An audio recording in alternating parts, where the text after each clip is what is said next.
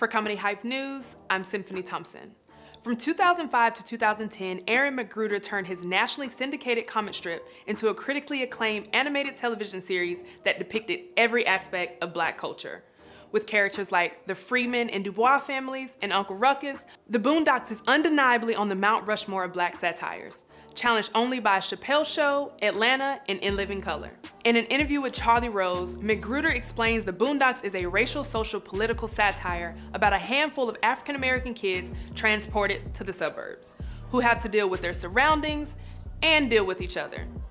It plays out as an explanation of the American racial dynamic, both interracial and intraracial. It's genuinely refreshing that McGruder acknowledges his work that way, because the intraracial commentary is the reason Black people gravitate towards the show in overwhelming numbers.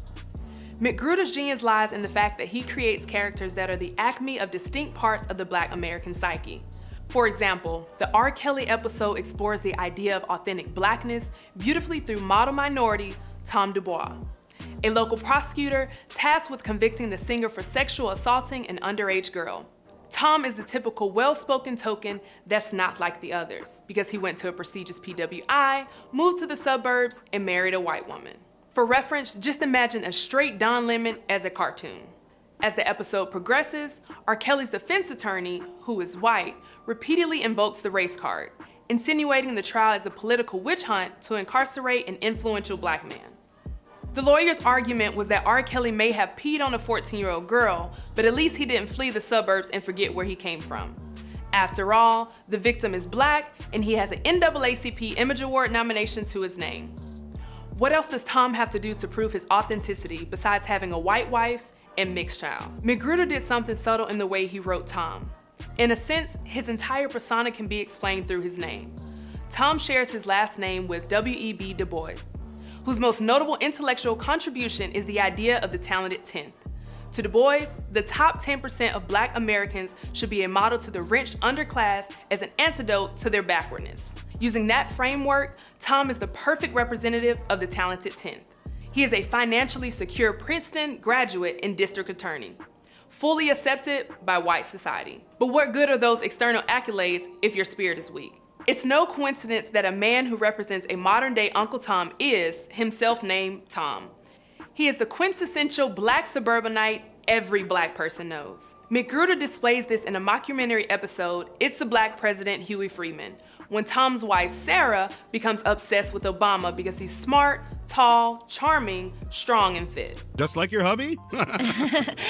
This isn't about you, sweetie. That scene is punctuated by the interviewer's comments on the couple's peculiar dynamic when he says, "It is always obvious when a couple hasn't engaged in normal marital relations for some time.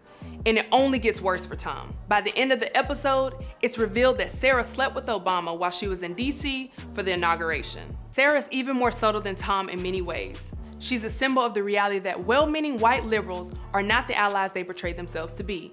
And McGruder uses that reality to personify Americans' irrational fear of miscegenation through the Dubois family. In Stinkmeaner Strikes Back, Stinkmeaner inhabits Tom's body.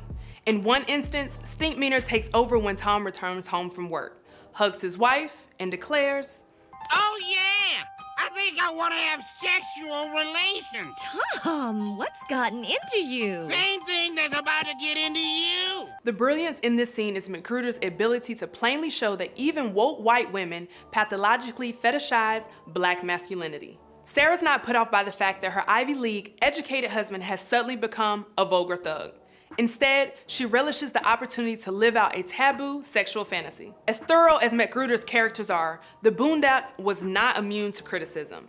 Daily Press columnist Mike Holtzman wrote, "The racial element of the theme touches the same exposed nerve as comedian Bill Cosby's controversial comments about hip-hop culture and low expectations." Holtzclaw is right to a degree.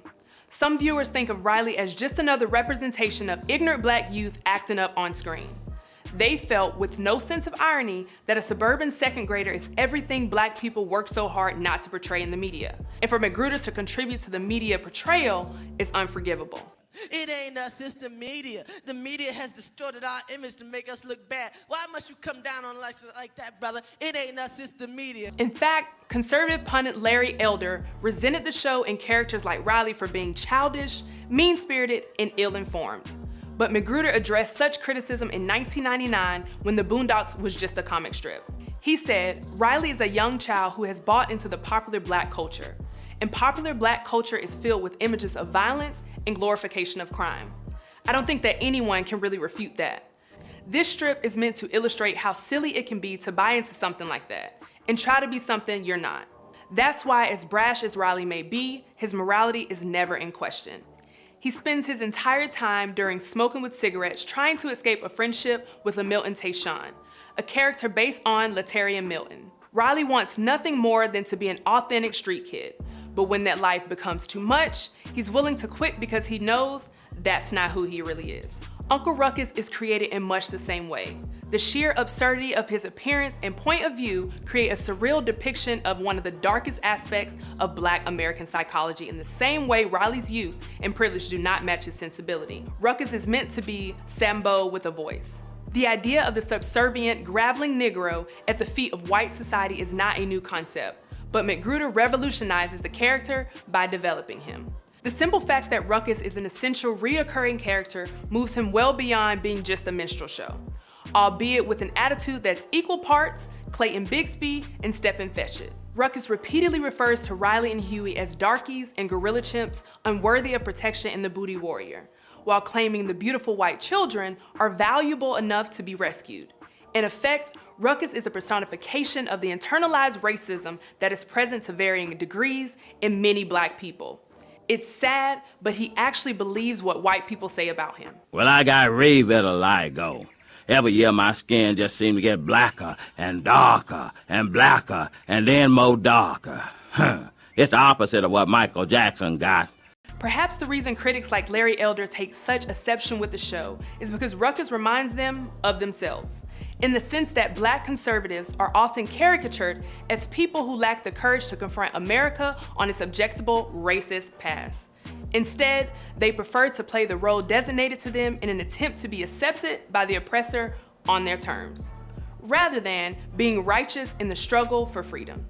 For that reason, it's unexpected that Ruckus's best friend in the show is Huey and Riley's grandfather, Robert Freeman, the quintessential old-school Black parent. He's dismissive and violent towards his grandchildren, blindly supports Obama, and has a public presentation that is antithesis of who he is privately. During the It's a Black President episode, Mr. Freeman proudly proclaims that he is voting for Obama because he's going to lower his taxes. But he finds out Obama plans on raising taxes at Granddad's income level. Granddad still showed his support for Obama because he's against corporate bailouts, which he finds out isn't true as well. Granddad then gives one final reason why he's supporting Obama, but he's exposed once again. And he's gonna get the troops out of Afghanistan, right? Also wrong. Then what the nigga gonna do? We all know his reason for supporting Obama is the same as Riley, who says, I'm supporting Obama because he Black. For Mr. Freeman, how he is perceived is more important than honoring his instinct. One particular case of this is when he beats Riley for hanging out with Milton Tayshaun until he sheds a Denzel glory tear. Then graciously accepts Milton and his grandmother into his house, even though he doesn't want those people in his life or in his house. Mr. Freeman is basically the lady that screams amen the loudest from the first pew of every church service and cusses out her Waffle House waitress the same day because her coffee is too hot. And then there's Huey. To Black people, he's the voice of reason in the Boondocks. He's the highly intelligent protagonist who's interested in awareness and truth rather than debate and persuasive rhetoric. To white people, he's Fred Hampton and Malcolm X reincarnated. For that reason, much like Tom, Huey's name is in homage to the legendary Black Panther, Huey P. Newton. On the surface, Huey seems like a radical revolutionary, but he never actually attempts to violently overthrow of the status quo. His primary purpose is to provide alternative modes of thinking to establish orthodoxy. Huey does this in the white world when his teacher, Mr. Uberwitz, asks him to direct the school's Christmas play so he can share his vision. Huey replies, My vision would turn your world upside down, tear us under your illusions, and send the sanctuary of your own ignorance crashing down around you. What he means by that is that he wants to tell the truth about Christmas, the fact that it's a pagan Roman holiday cooped by Christians.